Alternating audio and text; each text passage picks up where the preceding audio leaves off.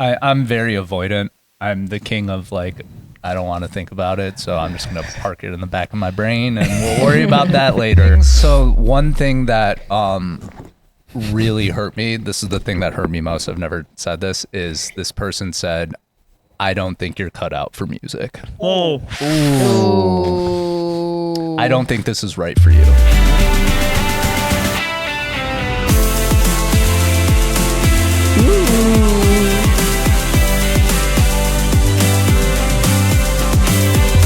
Hey guys, Editor Devin here. So remember how we got our stuff stolen last month and our soundboard was taken along with the rest of our camera equipment? Well, we had to go back to using our old soundboard, which has a bunch of bugs and malfunctions for whatever reason on it still. And so for this episode, Nand's audio just didn't record. That said, we had to take the camera audio from the episode and asked our buddy Fairlane to AI clone Nand's voice to go over it. And it kind of worked, but I'm going to be honest with you, it doesn't really sound the best. So if Nand sounds really weird and messed up this episode, that's why. It honestly is pretty funny in some parts, but yeah, just wanted to let you guys know that. Anyways, now to the episode. Because I think I'm peaking. Peaking.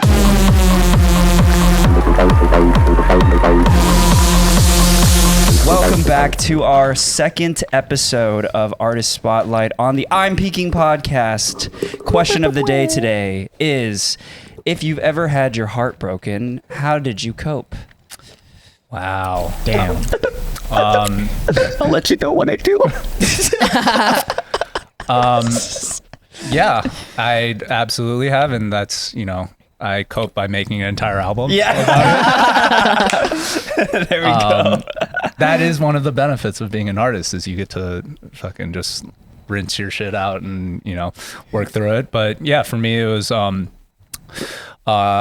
had a really, really rough one in end of 2019, and going into the pandemic, it was kind of a double whammy, and so I was really knocked out and on the mat for a couple of years. Yeah, and ouch. so I just started writing songs again, and that was kind of the thing that I didn't have an album in mind. I didn't really know what I was doing. I felt really directionless, as a lot of artists did during the pandemic, but these songs just started to emerge, and as I kind of was writing them and looking at them, this sort of theme of how I was coping with it, they were all different elements of how I was dealing with everything I was going through emotionally. So some nights I'd be like, yeah, fuck that shit. Like, I'm like, you know, fuck this person. Like, I'm in it. And other days I'd be like, what's the point of anything? Like, why do this? And so, you know, Sounds like 2020 in a nutshell.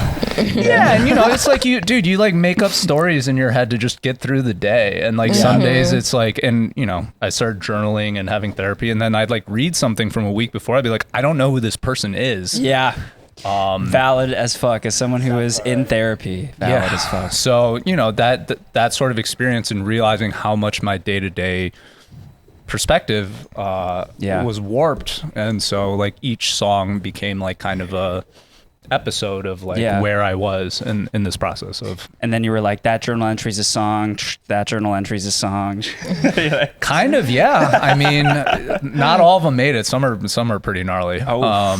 There was one song,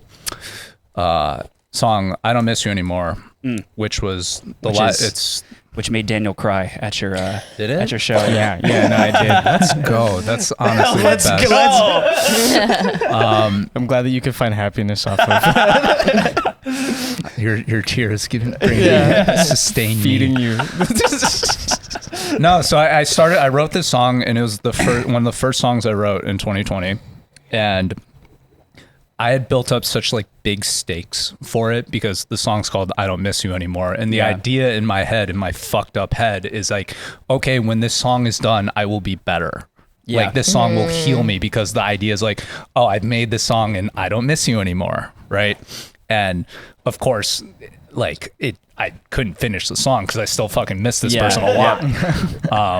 And so over the next few years, like every so often I'd go back and be like, okay, am I ready to work on it? And be like, nope, not ready. And then it wasn't until the week the album was due and I was like, I know this song has to go on the album. Yeah. And so everything else was done. I was like, okay, like you have 3 days, like fucking do it. And it was actually like one of the kind of most magical creative experiences I've had, because I like finally let go of this idea that I need to be better. It was like, okay, this is a very important song to me and I'm just going to do the best that I can with where I am in my life now. It's not going to be perfect. There are going to be things about it that I could wish I could do better, but this is expressing my personal feeling in this moment as well as I can. Also, I'm on a deadline, so I can't fucking procrastinate. Yeah, I was about to anymore. say, nothing like a good old deadline to force you to like bring closure to yourself. Yeah, but like everything I've ever put out in my career before this album, I hated by the end. I was done with it because I couldn't work on it anymore. Yeah. Whereas this is the first album where I was like, listening about it, I was like, oh, this is kind of good. Like, I actually like this. So that's I mean, I wish I was able to make that translation onto music. I would say that my methods of coping are usually I start going like pretty deep into like meditation, a lot of like self-help podcasts and stuff like that. I've listened to a lot of like Joe Dispenza, School of Greatness with Lewis Howe, a lot of like podcasts with therapists, stuff like that. I started therapy, so that's helped a lot too. But yeah, I'd say a lot of that's like pretty standard. I feel like a lot of people go through stuff like that. Danny, you had an interesting one where you were doing, what was it? Music? Was it music therapy? exposure therapy. Yeah. And it was actually, so if for anyone that doesn't know what music exposure therapy is, it is when you have memories tied to a certain song, because I would say like, you know, you could listen to a song and it can have a lot of memories tied to it. But listening to those songs again and then attaching them to a different memory. So, I mean, I have this one playlist that I made for my ex, which, while we were together, and I would listen to it all the time. And after we broke up, it would make it so I wasn't able to listen to those songs anymore without being sad or like, you know, without crying. But like, as I started to heal, I would start to just like listen to those songs again and, you know, I guess expose myself to those. That way I can tie a different memory to it. And eventually, you know, my favorite songs became my favorite songs again. Gotcha. And that's actually kind of what I did with Forever Weather was also was one of those where, once the album came out, I was still kind of, I guess, coping with with my breakup, but slowly but surely I would like listen to it every now and then, and I was able to attach it with different memories. that's amazing. I was joking about it earlier, but you know, feeling, you know, that's why as an artist you write these songs, right? Is because you put them out and they're very personal, and you hope that other people can connect to it, right? And there's a certain amount of self-centeredness where it's like, oh, like I know what other people are going through, right? So there's always this sense of like, man, I really hope that this resonates and that it means something to people. So when you actually do hear that it does, it's like that's the most gratifying and fulfilling part about being an artist. Yeah, I was gonna say it probably makes you feel really good if you made a song with the intention of making people feel a certain emotion, and they tell you that, hey, like I cried, or this song made me like tear, like it but you know, it probably feels pretty good. Yeah, I mean that's why I made music, right? Is I wanted to make the songs that made me feel that way when I was younger, right? There are songs that I attach very deeply to and things that got me through hard times, and those were the things that I was always aspiring to. I want to make that. Yeah, I know there's a couple of songs that we can't listen to in the car when it turns on. Then Nand will go and just press skip. Oh yeah. Go get Oh, that's like half my like 2024 playlist. I'm like, yep, okay, we're gonna need a new playlist. But no, I mean, music's fucking crazy, right? Because it really is like a portal to It 1000% is. wherever you were, what you were feeling, how you were with. Like, Yeah. there's certain songs where I'm like, oh man, like I remember hearing that song with like my buddies at EDC in 2017 and like, right. Or it's like, oh, Yeah. like, you know, it just instantly transports you to this place. And it's like, you know, Yeah. it's crazy. What do you call it? I can actually say that I only truly had my heart broken twice, and I've dated more than 2 people, and I've definitely been hurt, etc. But true, real heartbreak, I remember what I did both times. I went home. I went home to see my mom, and my best friend made me a bowl noodles, and that has helped every time because it was just like, no matter like, and I'm up from the Bay Area, so that's a good like 300 miles away from here. The 2 times I've truly had my heart broken, like it felt like the world was falling apart around me. Like everything that I built up, all of it is gone just like that. So I went home. My mom, I don't know what's called. It's like microdermabrasion. She gave me a facial.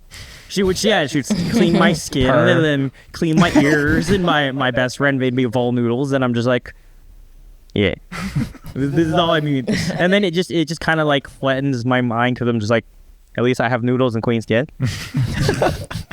Pax, who I wish someone could give me like He's a romance. facial cleanup. Yeah. I mean, that's what spas are for, right? Like that's why you Dan, go I to know the where spa. I know where Daniel's mind Oh, went. you guys are, come on, grow up. No, you don't. That's not where it was going actually, but whatever. Yeah, I feel like that's one irate way to cope with heartbreak, and because at the end of the day, heartbreak is loss. It feels like loss. You lost somebody, you lost a part of yourself, all that. It's good to rediscover what you still have, since you did just lose something so important. Being able to rediscover, I still have my family, I still have my friends. Yeah. And you know, I understand there's some people who might not have their family anymore because family. Yep. But you're never really alone. So if you can go back to, you know, your roots and who you do have, it helps when you're feeling like alone because you're not actually. Yeah, I feel like I too have also only had like one real heartbreak. I've dated more than one person, obviously, but the last one really did a number on me. And I would say the same thing, like kind of just filling your time with like friends and family that you neglected while you were in that relationship. And then going off of that, do you guys think like all relationships need closure? I feel like because my last ex was a very public figure, a lot of the relationship was like, I don't want to say hidden, but I mean, yeah, it literally was hidden. So I feel like in a way I might never get the closure that I wanted, but that's kind of just something I have to like accept and like move on with. It's a great question. Wait, so to reiterate your question. Like, do all relationships need closure? Like, I feel like that's subjective to the person. While you And, guys like, think about your answer, I think we should do a proper intro because I just realized we didn't do one. Oh my god! So, but while you think about your answer, as we said, welcome back to the I'm Peaking podcast. Today we have, I'm Devin. I'll have an intro for you, so we'll go down the line. Who else do we have? Sorry, I was thinking about my answer. I'm Daniel. Can't remember his name. I'm Nand. I'm JD. All right, and hold on, let me just pull it up here. So, today on the I'm Peaking podcast, we have a very talented producer with us, one who actually traded in his corporate job after graduating from Harvard to pursue making melodic sing-along anthems like Catching On and Other Side. In 2018, his EP Glass Mansion went straight to #1 on iTunes US dance charts. Straight. And you might have caught a crazy guitar solo of his in one of his sets at festivals like Lollapalooza, EDC Vegas, Made in America, Ultra Miami, and so much more. Hailing from Michigan and proving to us that sometimes the best way to deal with life is to just cope. Elephante, welcome to the podcast. That was good. Thank you for the intro. That was, Harvard is crazy. I always love hearing those because I'm always interested to see which parts that people drop. People find about it. I enjoy doing the research to Yeah. like find those little tidbits. So No, it was great. I'm always curious to see what people pick out, and you nailed it. So hell thank yeah. you. Thank you. But yeah, going back to the question, do you guys feel like closure, like you need closure for your breakups, or how do you guys feel about finding the closure yourself if you can't get the closure with the other person? I don't think you actually need closure because Like from the other person. from the other person. Okay, yeah. Yeah, I agree. like you can find closure. At the end of the day, it's how you need to move forward. and you can't expect to get this level of closure from another person. You can only find that within yourself. So your ex could give you that closure. It's possible you can find it from them, but what if your ex does try their best to give you closure, but inside you are still feeling a type of way, or hurt, or lost, or broken, what have you, whatever it is? How are you supposed to really move forward unless you yourself can find that closure? Period. Yeah, I think closure is very subjective. I think it's very based on where you're at in your life, where like mentally where you're at in your life, because I think that not every time in a relationship does someone learn all of the, I guess, lessons to become better themselves. Some relationships you come out of and you learned a few key things, but then you still have these other areas that you should work on that maybe weren't present during that relationship, but during this last relationship, you were working on these other things. So I think that closure, I do think that a lot of it does come from yourself. I don't necessarily think you need the other person, but I do think it helps to have the other person also be involved with that closure, because I don't know. I feel like it just puts it puts a nice close on that chapter. I actually had quick thought. Like, you just made me think. Like, what if then, if you yourself gets closure, you break up, you have closure. Your ex doesn't. 10 years from now, they go through whatever they need to go through. Oh yeah. Then they come back and they need to come to you so that they can get closure. Yes, that happens all the time. Yep. But that's what I'm trying to say. That shows that maybe it's not your partner that you need the closure from. It's just you yourself. Yeah. But you have to find it. 100%. Yeah. I mean, I'll give an example, because I thought that I would receive my closure from talking to her again and just, basically just kind of asking, why did things have to end this way?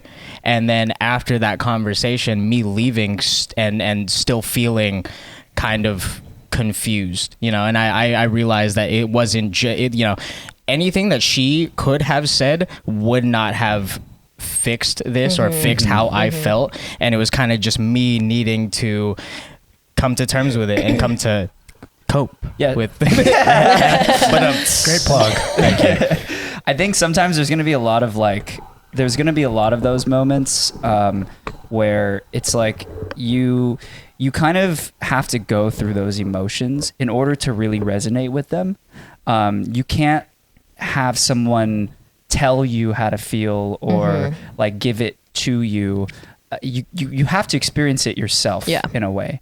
And it's only then and after then when I think you truly realize this is why this happened, and now I can actually move on with a better mindset about it. Now I can actually move on I learned something.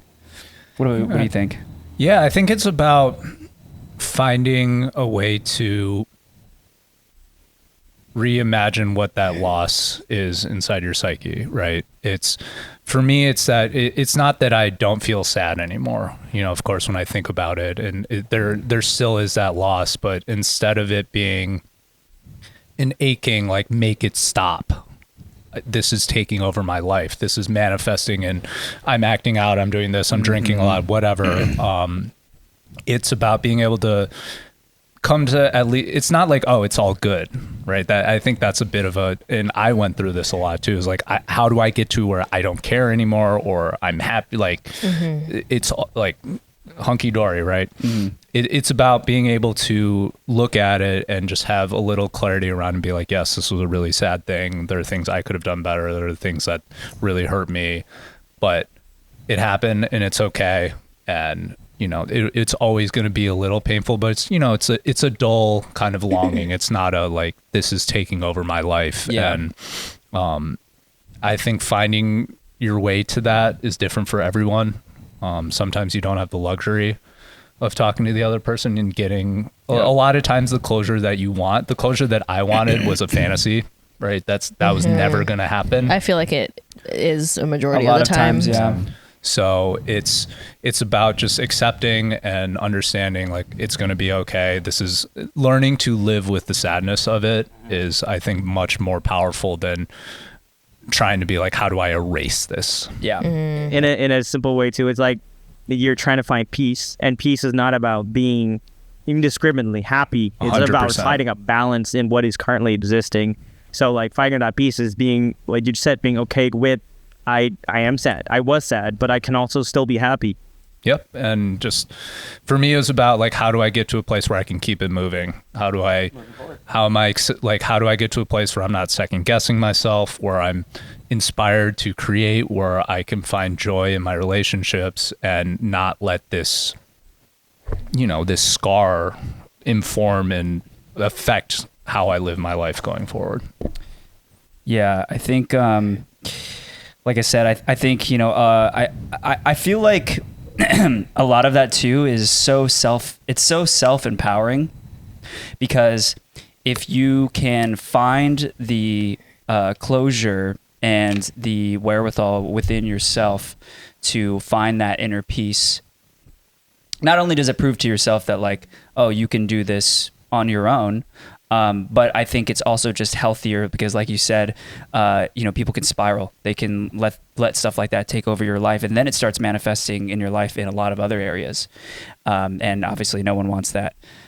So I think that once the initial heartbreak, once the initial shock of having to go through a breakup is gone, I think that people should take up healthy practices of finding ways to cope with the breakup in their own way to find peace themselves. And then if their person does come around or doesn't come around, it doesn't really matter all that much. Again, I think it is still helpful eventually, and it's still nice as someone who's like gotten closure from someone later on, like a lot later on. It was nice to hear that from them after like so long, but it wasn't like I needed it, And I think that again, it's a really powerful. It's so powerful to know that like I can get this thing myself, and not in like a vindictive or like to put the other person down either. It's just like, hey, no, like I'm okay on my own.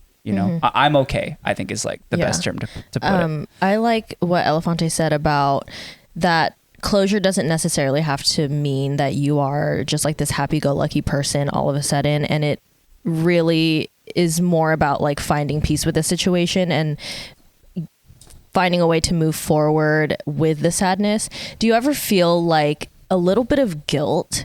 Like, let's say you're in another relationship and you still are sad about this other thing that happened. Like, does that necessarily mean that you haven't gotten closure yet? And then, do you guys understand my question? Mm-hmm. This is something I wrestled with a lot. It was, I was going through these really difficult emotions, and, but then another part of my brain would be mad at myself for feeling this way. It's like, dude, you're a fucking DJ. Like, you're living your dream. Like, you get to make music for a living. Like, you get to sleep in. Like, there's all these things. And like, what do you have to be so unhappy about? Self-gaslighting. Oh yeah, we love it. There's this. It's there all the time. It's like why? What do you have to be mad about? What do you have to be sad? Like, grow up. And like, just that really, just like yap. Like, just constant putting down. And I think there's some perspective to be had there. It's like, yes, I am very fortunate in a lot of ways, but that also does not rule out the emotion of feeling sad about stuff. Just because you are lucky and like you are allowed to have emotions and be a human being. And it's actually letting go of that. Like, that is not a helpful energy for yourself. And like having some self-grace and some forgiveness for yourself. Like, you can't heal if you are constantly battling yourself. And so for the sake of yourself, and sometimes you just need to be like, look, I need to feel this. I know, like, who cares what this means in the big scheme of the world, or what people are going through real actual tangible tragedy. It's like, okay for me to have this time for myself, and as I go through it, it's like, keep this perspective in mind. And, it's just finding a balance and not letting the demons take over. Yeah. Oh, sorry. Go ahead, Nand. I was going to say, like, it's the you use the word I think it was the word guilty when you said the word guilty, and it's just like when you can learn to not feel guilty for feeling happy or feeling guilty for being upset. Like the word I like Robin Williams, idiosyncrasies. The word is idiosyncrasy. It's just like when you can learn to still appreciate the moments you had with someone or the little like memories. Like it doesn't have to be sad, and it doesn't have to be angry or guilty. It's just like it happened. I liked that moment, and even though we're not together anymore, doesn't mean that moment wasn't a good one. Yeah, I think you kind of let go of the attachment in that sense, and I think, yeah, I think that it's okay to like, yeah, you're being appreciative of it versus You're not just guilty for seeing that was a good memory, or like being like, wait, why am I angry at this memory? Yeah, and I think just commenting on what you said, Tim, I think like feeling those emotions rather than gaslighting yourself to look past them, I think is something definitely that a lot of people struggle with. At least I feel like, because that is a way that people try to cope with trauma, with heartbreak, and I think that in those moments, and this is like something I'm learning with therapy, it's like you have to be able to sit with your emotions and process them instead of in essence avoiding them or pushing them down so that you don't have to deal with them in the moment. We've talked about attachment styles on the podcast before, but I think that this is something that a lot of people definitely have to confront a lot of times, is whether they should just not deal with it right now or they should deal with it right now. And so I think in my opinion, I think the healthier way is definitely dealing with it when you can, and sitting through it and letting it pass. And then you can kind of use that as a basis to learn from it and to grow from it. So this conversation is literally bringing me so much peace. I feel okay. So for all of my like astrology girlies, I don't really follow it all that like closely, but Venus is in retrograde, which is why everybody's been feeling everything. Now Venus is in retrograde. No, but dude, Venus is like the planet of love and relationships and like all of that. So I'm like, wow, this is like very fitting.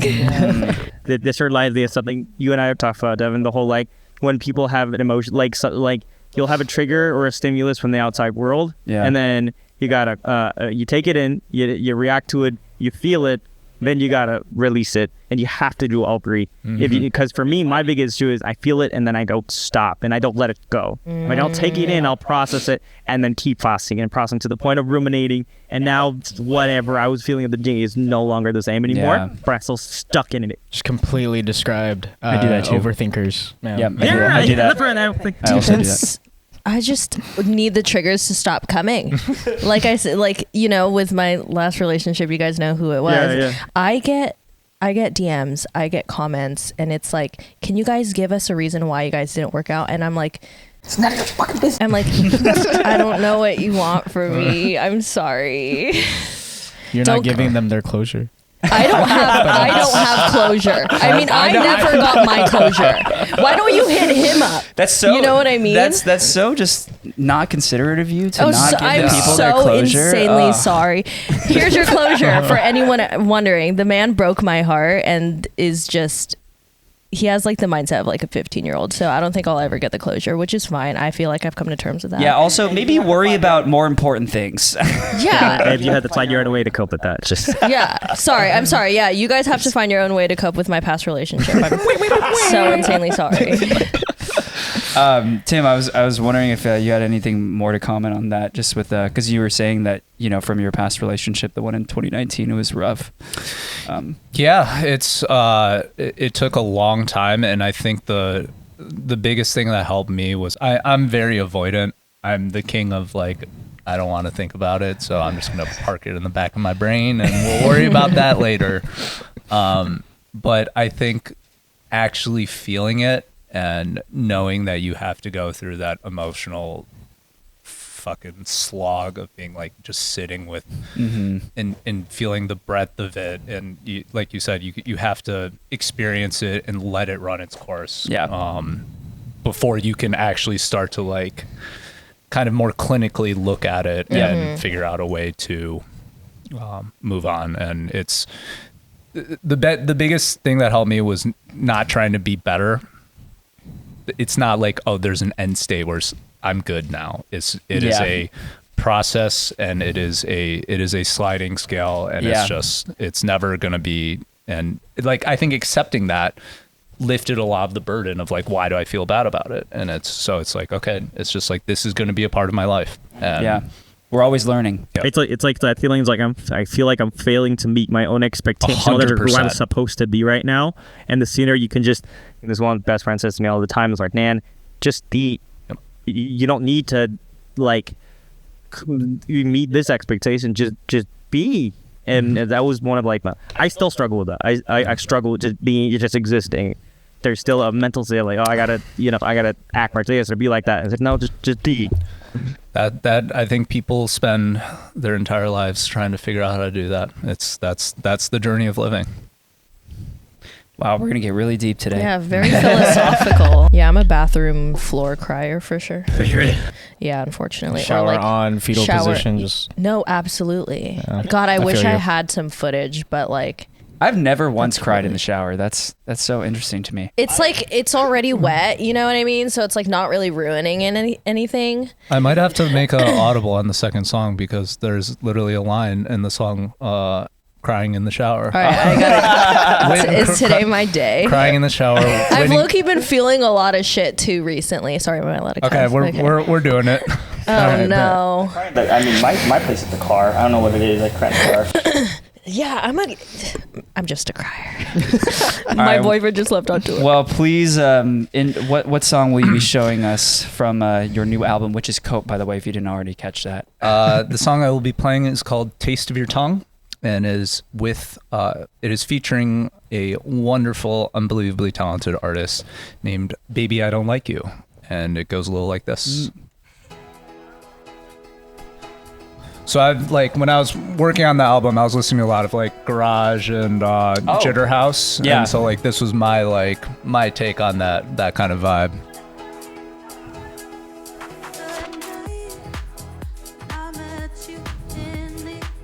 You can turn it up all the way on there, by the way.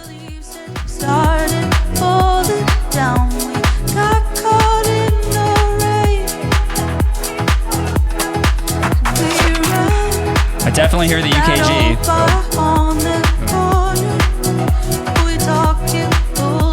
It's also got that throwback just piano house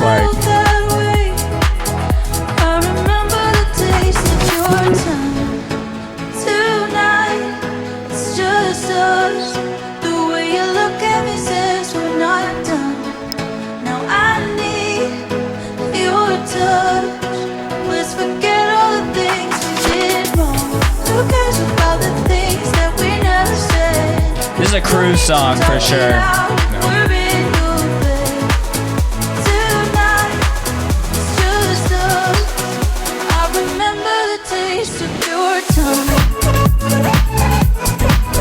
There's the jitters. There. You know, there's so much vocal chop stuff, but I felt like this is a really fresh version of it. So.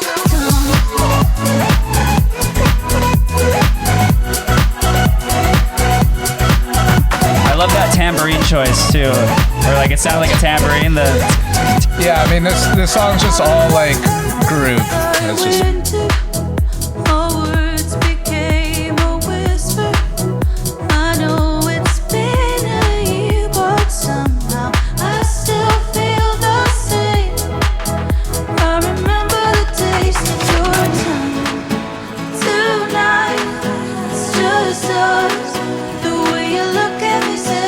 Didn't you say this song was about hooking up with your ex too? Maybe not so direct, but yeah. Done that. You know, whether you actually hook up or not, that's it. It's about the energy of maybe we should. Yeah. Why shouldn't we? Why should he? I mean, you're here, I'm here.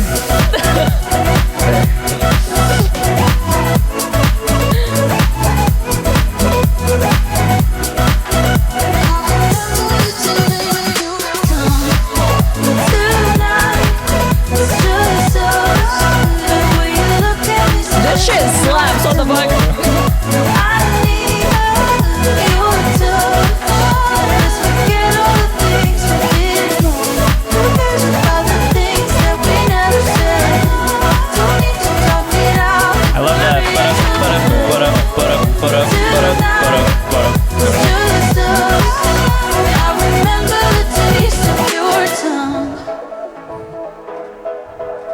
Just a happy song. Just happy vibes. Yeah, you triggered a memory with what you said. Like, you're here, I'm here. Reminded me, there's just someone I dated in college, and it was one of those, like, I mean, you're here, I'm here, your pants are off. Oh, crazy how we got here. Whoa.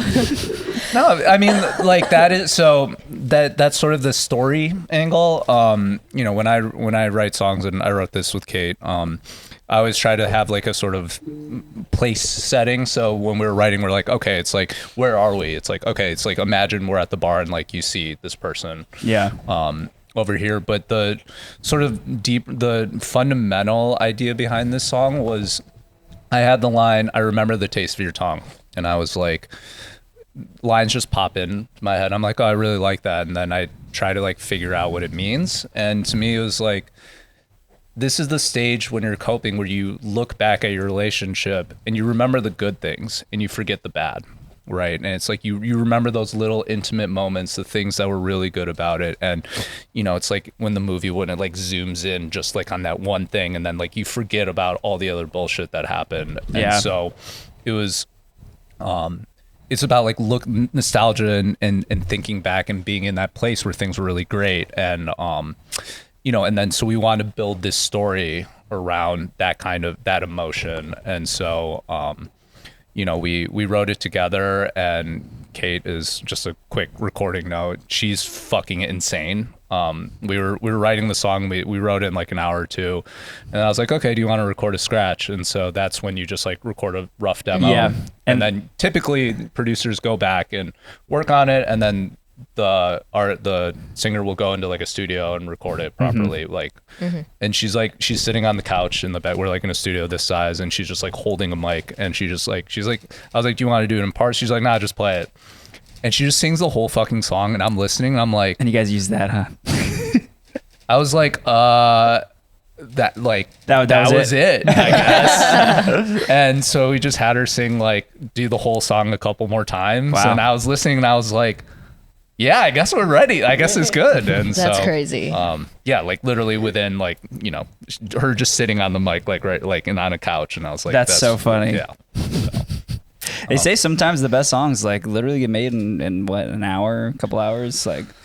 Yeah, I mean, it was I think just having the vibe of it, and you know, we knew the story we wanted to tell, and then you know, shaping the sort of narrative around that was it just really clicked together, and it was like, oh, like this is it. And I think that's the biggest thing I've learned as an artist, is to recognize this is it. Don't overthink it. Just this is the vibe. Yeah.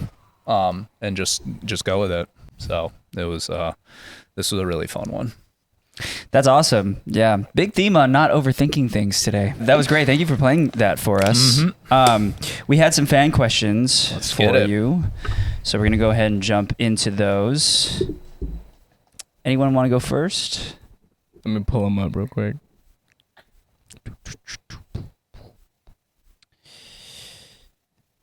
Song is stuck in my head now. It's going to be stuck in my head for the rest of the day. Not sorry. All right, let's see. I can start with what was that song called?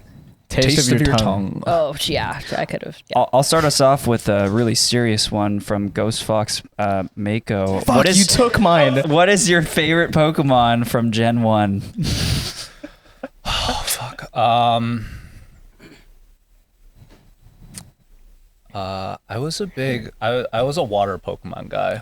And so I liked, I mean, Why? I'm trying to think of like a non-basic embarrassing answer, but like I just loved Squirtle. I think he's really cute. Okay. But it like when I was a kid, it was definitely Scyther, just because it's like, oh my god, yeah, okay, that's okay, like solid, like that's solid. Yeah. You know, like that's just like he looks cool. Yeah, he looks cool, and he's got like blades for arms and shit. Numero two, Duprio. Yes. Really? For what? Yeah. I'm one. Are we talking game or TV show? Okay, done one game. Oh, Okay. I guess they're kind of You were carrying Doug Trio? The entire game. That's wild. Doug Trio? That is psychotic behavior. Yeah, no, I agree. I can play. I disagree with that. but- Pokemon, the first gen, and I can beat the whole game in a day. Literally, as soon as you get to the third gym, you go to the cave, use a max repel, get a level 31 Duck Trio. It's stronger than everyone else, and as long as you have dig in return, you could beat the whole game. Dig in return? Yes. Why do you have return Don't you on your get Doug Trio? doesn't ground get farmed by like the ice stuff down like an end game? And yet, I still need it. To be fair, I also had a Butterfree to like Good combo. secondary, like it don't feel we get fucked by Aurora Beam or Aurora. You had a very interesting team then. I will say though, That's playing an off-meta comp. Yeah, I used to play competitively, so that's just why I know. Oh, that's why my team would be getting racked as a competitor. Actually, Doug Trio is actually a pretty like he's a little bit higher up, but it's because he's a glass cannon. But we're getting into specifics here. I am playing Pokemon Violet right now though, Oh and my I do gosh, have a me Doug. too. I do have a Doug Trio on my team. Oh, I don't have a Doug Trio. Wait, you guys Yeah. are playing Vehicle? Should I get Yeah. it? Wait, feel did I should. get it? Get it. Yeah. How many are we up to now? Dude, I think this is like the ninth generation. ninth gen. Like how big is the Pokedex? Oh, I don't even it's, know. It's I think it's it's like that one now. 1100, I think. Yeah. 1100 plus. To be honest, I stopped keeping track of all the new ones after Gen they're like 7 so or 8. bad now? So I just started like, oh, that's an interesting looking Yeah. one. Yeah, and then now Fell with the chair. yeah, My favorite is the pig called Lechonk because I'm Filipino and it's like also like lechon. Yeah. You know, like the big Yeah. roasted pig. I just say like con quali. I know that's not how you say it. but Lechon Lechon koali. koali. Yeah. bro, gimme ghoul, like, come on.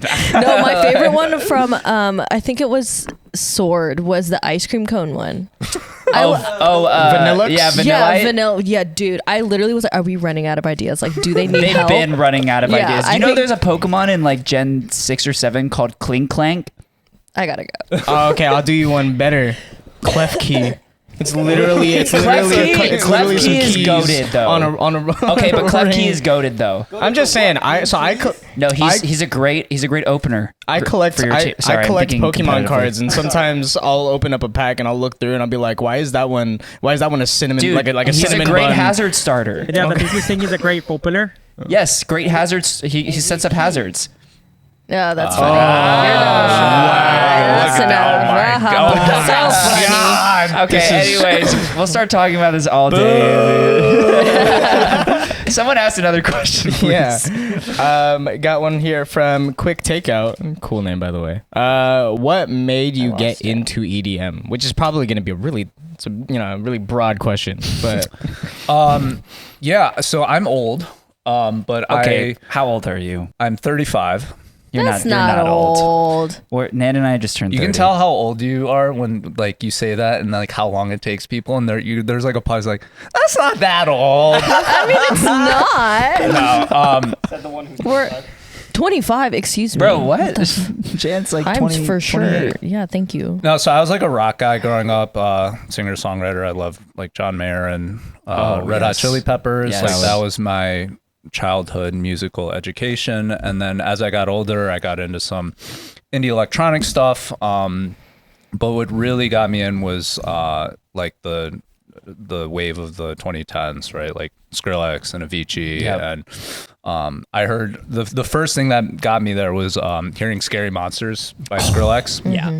Because, you know, I was like a classically trained, like, you know, melody and like, Right. you know, and then I hear it and it's like, womp womp. And I'm like, what the fuck is this? Yeah. Like, that's not a note. And like, why do I like it? Yeah. But it's good. It works. Yeah. It's like fucking, like, what is happening?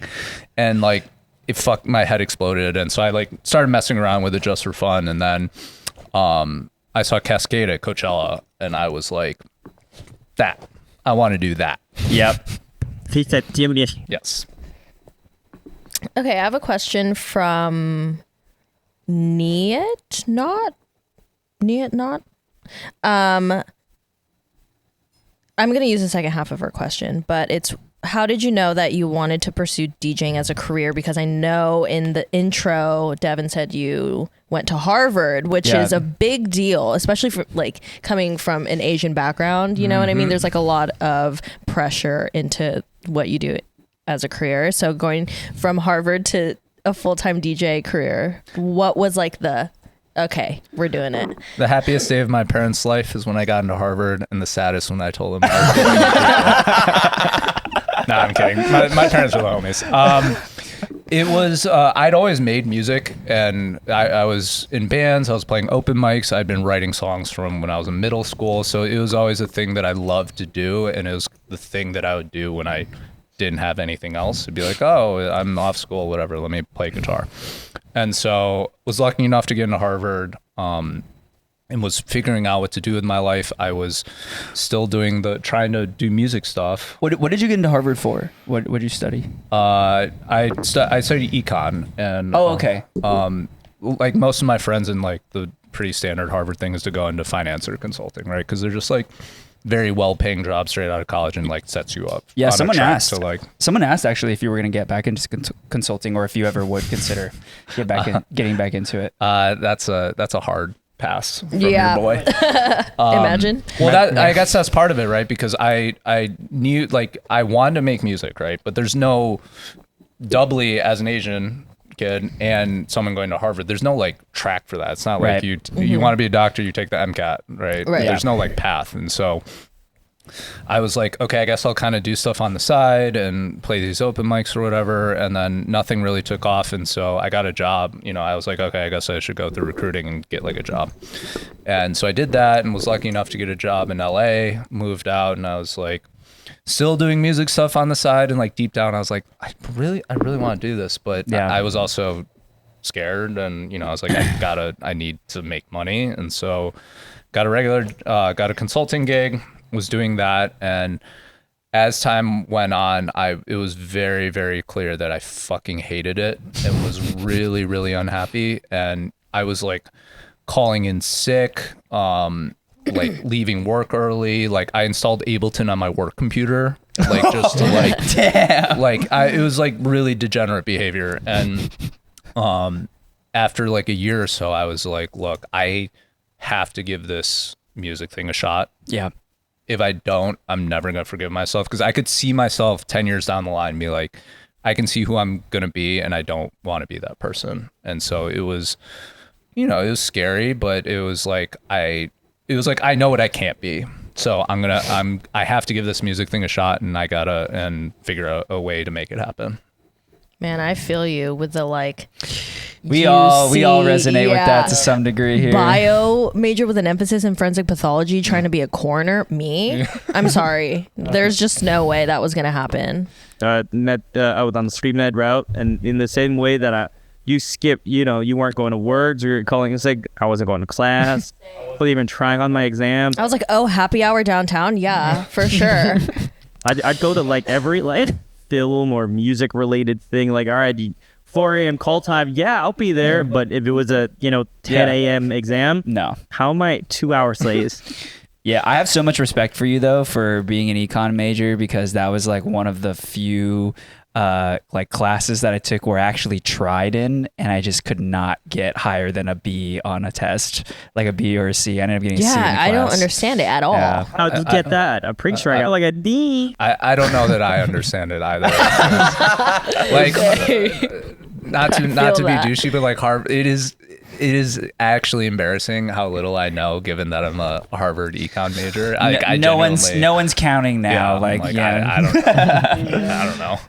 Yeah, that's so funny. Thankfully, I went into film, which was something I knew I wanted to be involved in somewhat. And I mean, it's not the same thing, but it's kind of involved, you know. But yeah, I can't imagine having to. My dad wanted me to do business, and I was like, I ended up minoring in it. I think I would actually enjoy it more now that I'm older. But back then, no. Like there was just I just didn't really. Aren't you like you're kind of using it with the pod stuff in 100% your career now, right? It's like it's kind of applicable to. That's why I said I enjoy it now, but back then, before all of that was a thing. If I knew that I was going to be running a business at this point in my life, I probably would have studied a little bit more business school, maybe attestation. Yeah, I'm also a very big advocate for like taking a gap year. Like if you don't like really know what you're doing, like why are you wasting that money? True. That's true. I'm a big proponent in like the thing you want to do, go do it. And Yeah. it's like, don't wait for permission. Don't act. Don't like expect someone to help you. It's like, Yeah. if you want to make music, if you want to become a DJ, go do, like, buy a controller, go do it. Like, download the software, watch some YouTube. It's like, there's no, just do the thing and Yeah. then figure out if you like That's it. one of the hardest parts, honestly. I'm currently taking my gap year. I'm Yeah. still in the gap year. It's been Dan has an ending. gap years. Hey, years. as long as you need, you know what I mean? Because like the last thing you want is like to be in tens of thousands of dollars of debt Yeah. with something that you don't see yourself doing. See, that's my one argument that I have is as to why I'm not ending my gap year. Yeah, I get it. I mean, we're all Asian. We get it. Is that okay? Oh, that's the degree that I don't need. Were there any more questions, or do you guys want to start the game? I feel like they're all that we're pretty gonna- redundant. Yeah, they're all kind of the same. So I'm down to just start the game. Okay, cool. Well, we were gonna try something a little bit different today. We were gonna play a couple rounds of Would You Rather. We've got some heartbreak Would You Rathers, and we've got some music Would You Rathers. Probably stick with the heartbreak ones for me at least, because I feel like those ones are the harder ones. But we gotta get on the cry count, the cry leaderboard. yeah, there we go. Cry counter whiteboard. We're building it up Yeah, I know. before you play the second track, and then by then we'll be ready to full on cry. You know? Right. Oh yeah. All right. Can I go first? Yeah, go. Wait, do we want? I'm gonna do the feelings one. Would you rather have your partner end things suddenly with no explanation, or have them give you a long, drawn-out explanation that only makes you feel worse? It's interesting you asked this because I feel like I got both of those. It was like a long drawn out explanation, and then they really went off the rails with no explanation. I think in the moment I'd probably want the explanation, but I think in like the deep future I just want the clean break. Don't tell me why. Let me make up my stories about why it happened. Go through it once. Yeah. Never again. Yep.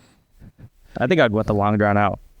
Personally, I'd want the long drawn out because I feel like just knowing who I am, if I don't have an explanation, it'll be way worse in my mind. I Way. could That's see you worth me eating to it up. so fucking Yeah. hard. Yeah. I'd rather someone just say, "Hey, you're a piece of shit. Your sex is bad. Your penis is too small." Great, I can live with that. Oh my god. I can live with Whoa. that. I can move forward. Whoa. There's no projection here, right? You say that, but then there's some things. So one thing that really hurt me, this is the thing that hurt me most, I've never said this, is this person said, "I don't think you're cut out for music. Oh,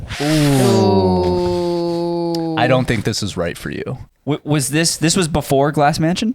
After Glass Mansion. After Glass Mansion. It was like, I don't think you're cut out for this. Do you think that this person genuinely meant that, or did she say it to like really give it to you? Yeah, like drive in the knife a little bit. I don't know. oh, this is kind of. This is the like, This is the drawn out, and Yeah, it was yeah. like that was the one that really hurt and took me a lot of years to get through. Like I had to go on like 2 more tours and like 3 more albums and be like, nah, fuck you. Like I'm good at this. I'm not, you're wrong.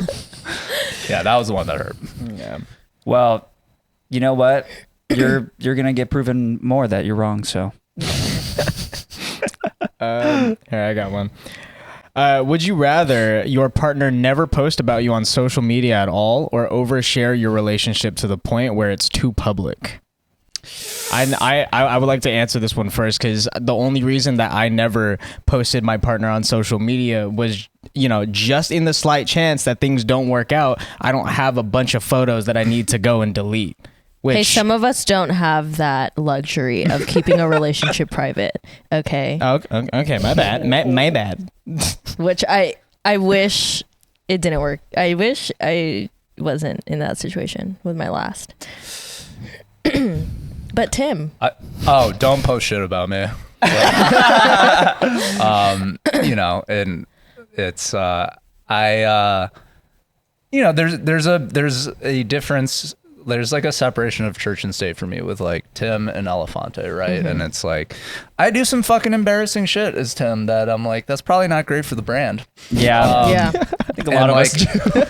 And you know, there's like being an artist is like there's a certain element of like, okay, I'm gonna go be Elephante, I have to be on, right? Yeah. And then when it's like I'm Tim, it's like, dude, I'm just gonna fucking sit here and like play TFT, like leave me alone, like Yeah. I don't want you to do doing candids with me and shit, right? So it's like just, you know, yeah.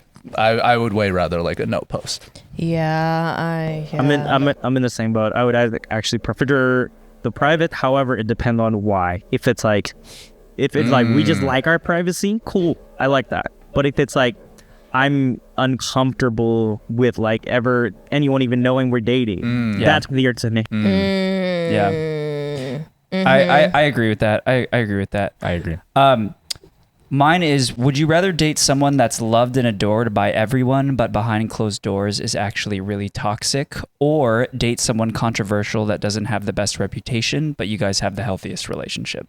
Oh yeah, give me the good one. Like I don't care what anyone thinks. Yeah, like as long as you are You know. helping. We are This is a test. This is a test Say, question for like- you yeah, guys. we're like,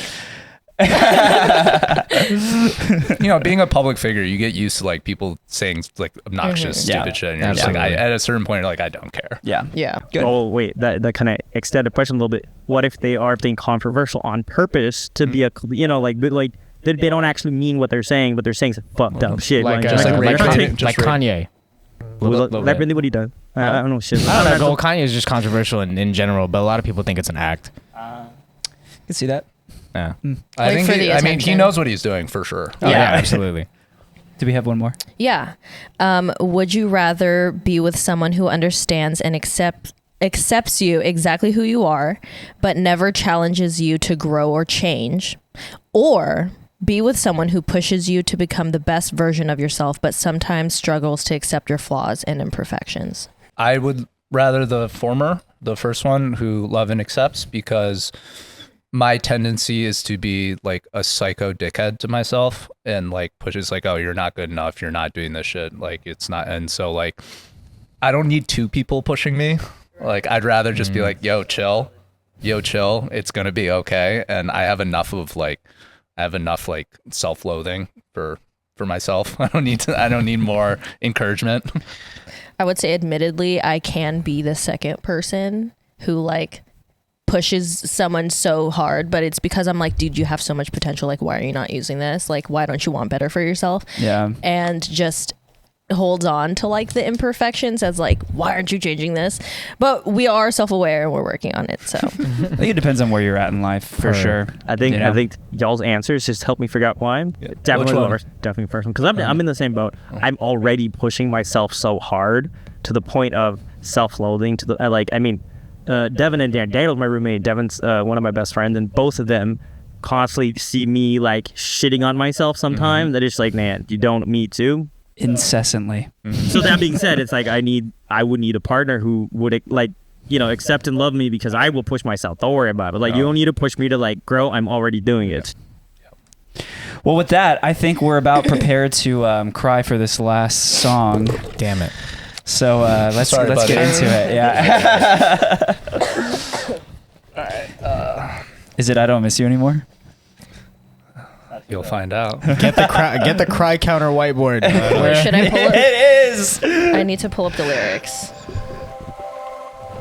Wait. Can you give a little backstory to this before we? Yeah, so this is a song called I Don't Miss You Anymore. It's on my album Cope.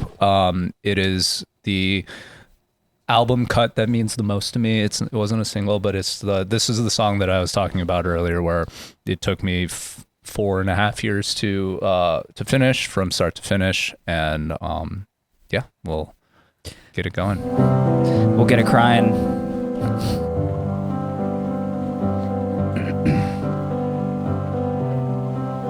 It's been a while since we said goodbye. It's been a while since we saw eye to eye. Still I wonder if you're seeing the same sunset as me. We used to dream on shooting stars.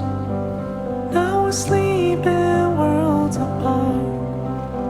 Still I wonder if you're seeing the same sunset as me. Now I'm looking for some meaning, trying to put That's you your singing too, right? demons to Yep. bed. Yes, it is. Steady crying in the shower, winning arguments in my head. Shout out to you, Jen. That's Crying in the that shower. line for you. Thank you so much for that. Trying to figure out how to make it on my own. Now I'm waiting on the day when I wake up,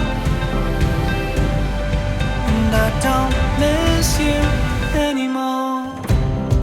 Yeah, this is the kind of song that I want to make albums for, because this would be a really hard one for me to release as a single, but it's like a very important song for me to get out in the world.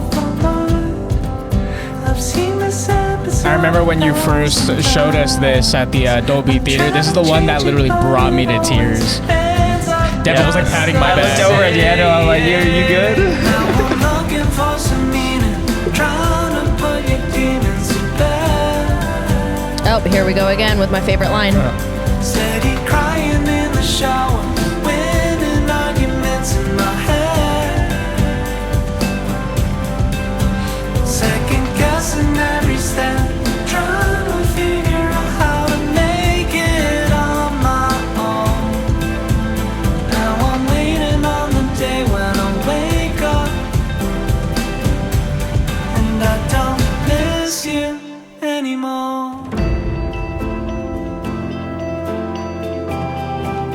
This bridge was like, I was listening to I was thinking of "Fix You" by Coldplay. You know, it's like really yeah. long piano, and then it goes into like the big outro. That I was like, this is the vibe I want. I can for see it.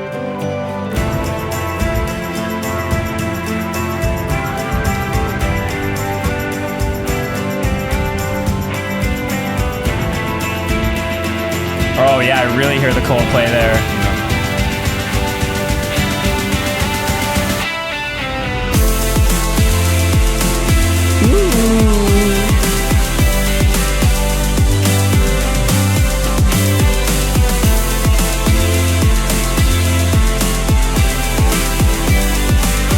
I still wonder where you are, even though we're worlds apart. And I'm waiting on the star, and I don't miss you, miss you. We used to dream of shooting stars, now we're sleeping worlds apart. And I'm waiting on the star, and I don't miss you, miss you. I still wonder where you are, even though we're worlds apart. And I'm waiting on the star, and I don't miss you anymore. The piano's so pretty in that too. Thank you. Yeah, I mean, like that's the kind of song. Like, I love like the 3 or 4 minute build up into like one, you know, like the non-traditional structure, and like it just feels so like it feels more powerful when you're like, oh, I was not expecting this. And like, you know, with singles and sort of dance music tradition, the standard formats, you got to do like gotta have the first drop in the first 45 seconds. Yeah. And you got to do the repeats. But like this one, it was like, I really wanted to build to this one really cathartic moment at the end, and was like, It really makes you sit with your emotions, Yeah. which I like. And Kind it's of like what we were talking about earlier. I hope it's the good kind of sad though, where it's, you know, it's the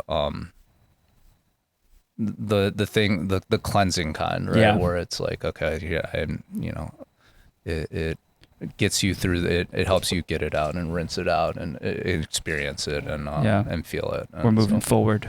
yeah. You know, the feeling I just have right now, I was sitting. I know the lyric for saying, you know, like with I don't miss you anymore, but it made me think of this feeling of like, there's a person in my life where I'm just like, I know there's gonna be a day where, I mean, we're not gonna be as close, you know, and then I won't know if you're happy, I won't know if you're safe, I don't know where you are in this world, I don't know what you're doing, and it's just what it is. there's no more pain because still love for this person. It's just like I don't get to know if you're happy. Yeah, I mean that's been one of the hardest parts and that's like and I wonder where you are. It's like are you still in LA? Did you move where you're no longer in my life, and it's just like there's just this void of everything that you used to mean to me, and it's just learning to be to cope with the emptiness of it, and so The acceptance. Yeah. And it's like the line is like I'm waiting on the day when I wake up and I don't miss you anymore. Yeah. And it's like I think it's the idea that I'm not there yet. You might never get there, and it's like about this gotta keep living. This is where I am, and maybe one day I'll wake up and that's okay. That's okay. So. Wow, what a note to end the episode on. Thank you guys for being here. If you've made it this far, thank you, Tim, for coming on today and blessing us with those songs and also with your perspective. I think this has been a very cleansing and therapeutic episode for all of us. We're going to get a cry counter because of you. So. Yeah. Yeah, thanks for that. That's impact. No, thank you for having me. It's a blast. I love talking song. I'm a song nerd and talking big emotion guys, so this is always a blast. That's all of us. Yeah, that's here. all of us. Can you let everyone know what you got coming up? I know you're on tour right now, right? Yeah, so my album Cope came out last year. I just started my very first live show. We had the first show ever in San Francisco last weekend. Doing the LA show. It was on Saturday. I don't know when this is coming out, but it's I'm going on tour for the Cope album tour. We have a bunch of live shows, a bunch of DJ shows, so I'm doing that and spent the last few months building this completely new show. So I'm really, really excited about it. And it's been so much fun to play. Yeah, definitely go and check out the tour dates. This will be out on the 19th, I believe. So, but definitely check it out to see if Tim is coming to a city near you. We do have a Patreon for any of you guys that would like to see bonus content from us. We're actually going to go shoot a bonus segment right after this.